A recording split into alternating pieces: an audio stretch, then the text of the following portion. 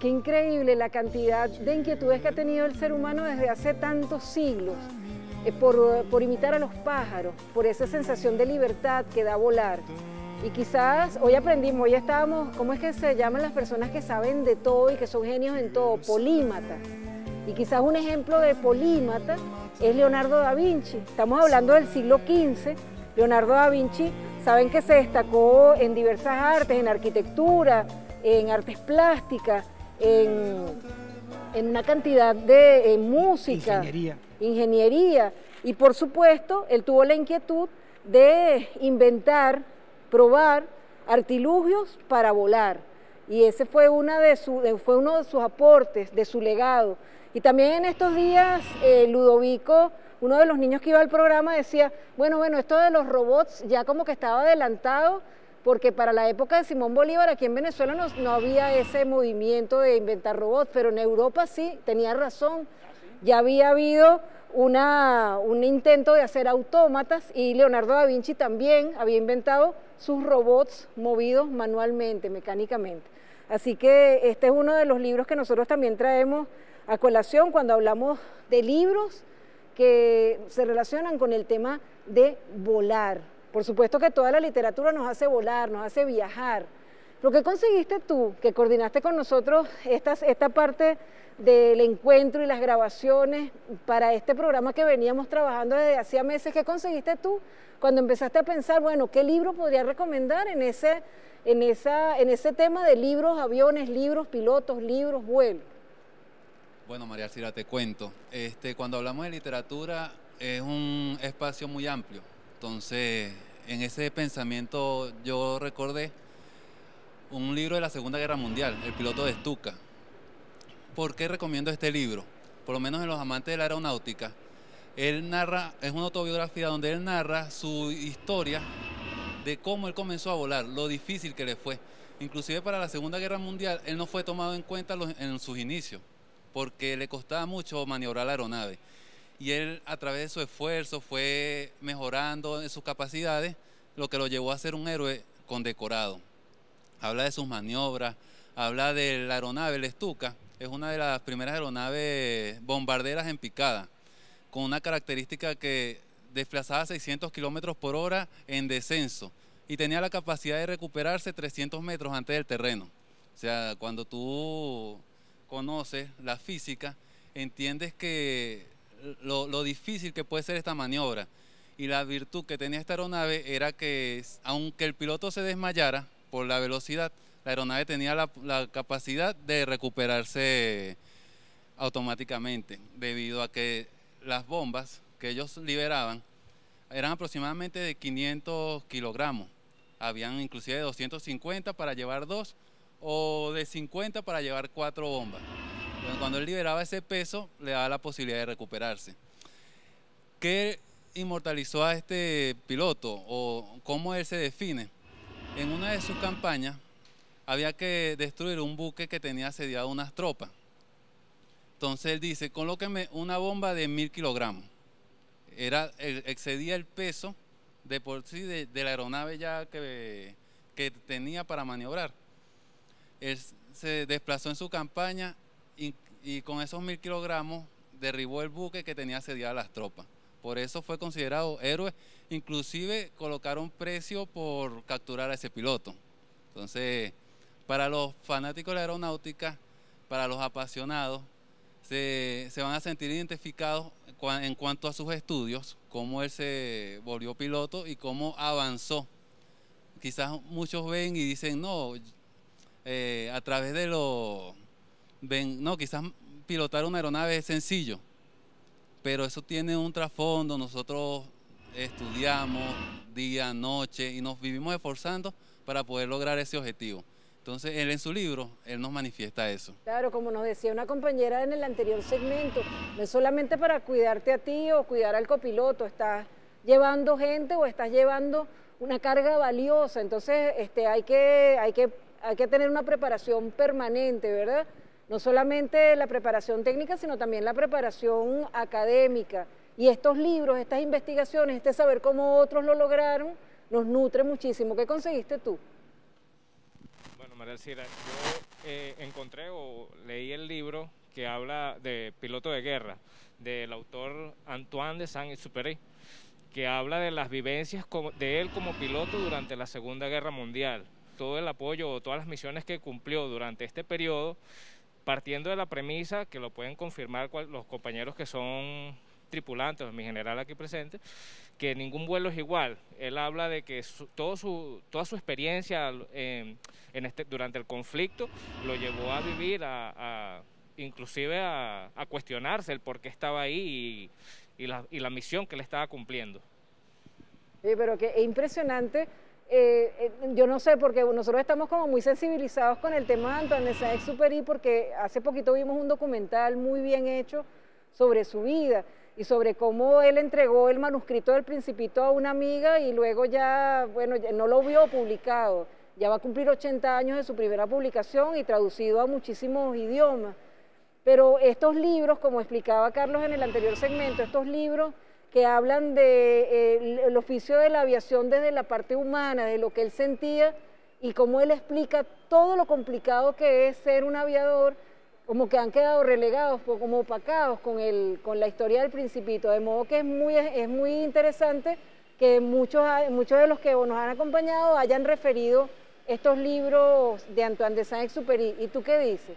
Porque no es usual, en otras épocas no era usual ver a una mujer pilotando, a una mujer interesada por el tema de la aviación. De hecho, hubo que luchar para que las mujeres fueran aceptadas en el campo de la aviación, ya ahora es algo cotidiano.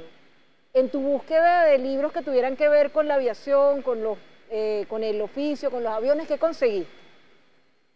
Bueno, en medio de la dinámica de nuestro círculo de lectura, uno de los compañeros nos recomendó un libro en particular, que es Tierra de Hombres, de ese mismo autor, Antoine de Saint-Exupéry. Y apenas comencé a leerlo, pues me di cuenta que cualquier entusiasta de la aviación va a sentirse identificado de inmediato. Se engancha inmediatamente con la lectura, puesto que se trata de las vivencias de un piloto, como cualquier otro, en su carrera por convertirse en un piloto aviador. Sobre todo en este libro en particular, él hace mucho énfasis en que él está comenzando su carrera como capitán de nave, ya como comandante de una aeronave, y pues su falta de, digamos, de experiencia ejerciendo el oficio desde ese puesto, ¿no?, en la aeronave. Y pues cualquier piloto se va a dar cuenta que entonces se va a sentir identificado en el sentido de que, oye, lo mismo que siento yo, las mismas dudas que yo he tenido, pues las tuvo él también, y así como él, pues cualquier piloto en el mundo, ¿no?, podría tenerlas. Y una de las cosas en las que él hace mucho hincapié es en esa parte humana, precisamente. Él habla mucho de que se dio cuenta en medio de sus experiencias, que tuvo bastantes experiencias duras, ¿no?, accidentes, que lo llevaron a reflexionar sobre ciertas cuestiones de la vida. Una de ellas era que se dio cuenta de lo importante que era el amor, ¿no? No el amor de pareja, sino el amor entre las relaciones humanas. Sí. Y quedó bastante apegado a ese tema. De hecho, El Principito es una reflexión constante con respecto al tema del amor, sí, la sencillez de las cosas y todo aquello. Entonces, bueno, definitivamente es una lectura que ampliamente recomendada, sobre todo para un entusiasta de la aviación. Claro, y además su partida está relacionada con un viaje en el que él quería buscar diálogo, buscar paz en ese momento del mundo. Entonces ese ha sido su legado, la paz, el amor, y ese documental vamos a tratar de buscarlos para mandárselos, porque como ellos hacen cine y hacen literatura en esos círculos de lectura, es muy completa la actividad y muy complementaria a toda la labor cotidiana que ustedes tienen. Es un espacio de mucho enriquecimiento, el comando de la aviación, del ejército. Pero Isidoro, es muy diferente este ejército que nosotros vivimos en la Venezuela bolivariana al ejército que tú estás acostumbrado a ver en el sur, porque allá ese concepto de unión cívico-militar les extraña, les parece raro, para nosotros es cotidiano. No solo en el aspecto que ahora voy a comentar, sino también en otro aspecto. Realmente la realidad mediática descubrió un verdadero tesoro, un tesoro en el círculo de lectura que el general Carlos Quintero ha motivado y que ha tenido, digamos, un no solo un acierto, sino todos estos jóvenes hablando de literatura, hablando de libros, es decir, hablando de cultura. En definitiva, el libro sabemos que es la herramienta más importante, la plataforma más importante para el desarrollo y la expansión del conocimiento. Entonces, es muy, pero muy, digamos, original el compartir con ustedes un círculo de lectura dentro de lo que es una Fuerzas Armadas, en definitiva, que no es común. Si bien tampoco es común estas Fuerzas Armadas Bolivarianas de Venezuela, en el sentido de que no es común de lo que en el resto del continente pasa. Cuando María Alcira apuntaba a eso es porque, bueno, yo tengo la enorme suerte de vivir en la República Bolivariana de Venezuela y saber de esta unión cívico-militar, que en este caso con ustedes es unión cívico-militar y cultural. ¿Por qué? Porque en definitiva, donde yo me formé, en Uruguay, realizando actividades simplemente de carácter político-culturales y sindicales, pues fui perseguido, prisión, etcétera. Y como decía Eduardo Galeano, que era un compañero de trabajo mío en la Universidad de la República de los años 60, Eduardo Galeano decía, mira, o nos vamos o nos morimos. Y como a mí no me gusta ni estar preso, ni estar muerto, yo me tengo que ir del Uruguay cuando la dictadura, ¿no, verdad? El hecho de que podamos hablar de una unión cívico-militar nos retrotrae inclusive a la lucha por la independencia, porque Bolívar es uno de los personajes de toda la historia del universo más importante, que descolla en tantos elementos, no solo el elemento, digamos, de soldado y de guerra, sino que él logró ser lo que un pueblo hizo que él fuera. Sin pueblo, Bolívar no hubiera podido ser lo que fue. Es decir, Bolívar es realmente una síntesis, un conjunto, un desarrollo, un resultado del pueblo venezolano de aquella época. Y ese pueblo venezolano fue el que hizo la unión cívico-militar que ahora también estamos disfrutando en nuestro país. Viva Venezuela bolivariana y viva la unión cívica militar. Pues sí, y en este camino que Carlos definió en la primera parte del programa, contándonos brevemente cómo ha sido la génesis de este círculo de lectura, que no fue algo que inventó en este momento, es algo que ha venido desarrollando a través de los años. Carlos también nos hablaba de cómo ha ido formando las colecciones de lectura, porque se van intercambiando los libros, hay todo un método. Y nosotros, como ustedes vieron, le hicimos el regalo en nombre de todo el equipo de la Librería Mediática y en nombre de la Comisión Presidencial y la Imprenta de la Cultura, que es la que edita este proyecto inmenso, que son 200 títulos, de los cuales les hemos obsequiado los 12 primeros y vamos a comprometernos a seguir consiguiendo esta colección completa. Entonces, ¿cómo haces tú, por ejemplo, la vez pasada que nos reunimos como círculo de lectura, les obsequiamos la biblioteca familiar? En otra época creo que les hemos obsequiado otros libros. En este caso, estos 12 títulos. ¿Cómo se inserta eso dentro de la dinámica que ustedes tienen y qué valoración le das tú a este obsequio que hoy estamos trayendo para terminar?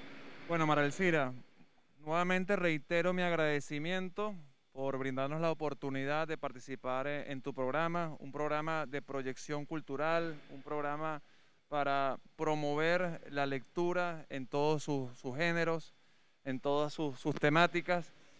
Y también, bueno, este aporte que nos haces el día de hoy a nuestro círculo de lectura a través de esta colección Bicentenario Carabobo, ¿no? Bueno, representa para nosotros una gran emoción a todos aquellos que integramos este círculo de lectura, ya que, bueno, tendremos mayores cantidad de títulos disponibles para que cada uno de nosotros, bueno, pueda acceder a todos estas obras de carácter histórica, de una revisión sobre nuestra independencia, sobre nuestra soberanía y sobre todo de esos héroes que se sacrificaron por brindarnos lo que hoy en día es nuestra Venezuela. Bueno, esta es una extraordinaria colección. Todos, bueno, ya me han manifestado, bueno, todos anotados. Todos anotados, una gran alegría para incorporar estos libros y bueno, seguramente ya para la próxima semana, para nuestro próximo encuentro, seguramente van a escoger los títulos que recibimos en el día de hoy. Muchas gracias, María Elcira. Gracias a ustedes, además qué hermoso que esto se replique en nuestras comunidades, en el edificio, en el barrio, en la cancha, reunirnos, ir a las bibliotecas públicas cuando están abiertas, ir a las librerías del sur que están abiertas en semana de flexibilidad, las que están abiertas en pandemia, no están todas, y hacernos la costumbre de reunirnos una vez a la semana para hablar de libros, para compartir lo que leímos, no solamente hacer una lectura pasiva, sino hacer lo que hacen ellos, hacen análisis crítico de los libros, análisis comparativo de las lecturas, que tienen que ver con las vivencias que están teniendo, cómo los libros conversan entre ellos, cómo leería hace décadas a alguien ese libro y cómo ha de leerlo ahora, es algo muy diferente. Así que entre sonidos de aviones, con este guaraire repano que caracteriza nuestra Caracas y con muchísimas ganas de volvernos a encontrar, en este caso, la próxima cita será cuando hayan leído todos esos libros y podamos hacer un programa especial sobre la colección Bicentenario Carabobo. Los invitamos a leer siempre, a leer de todo. Hasta el próximo programa.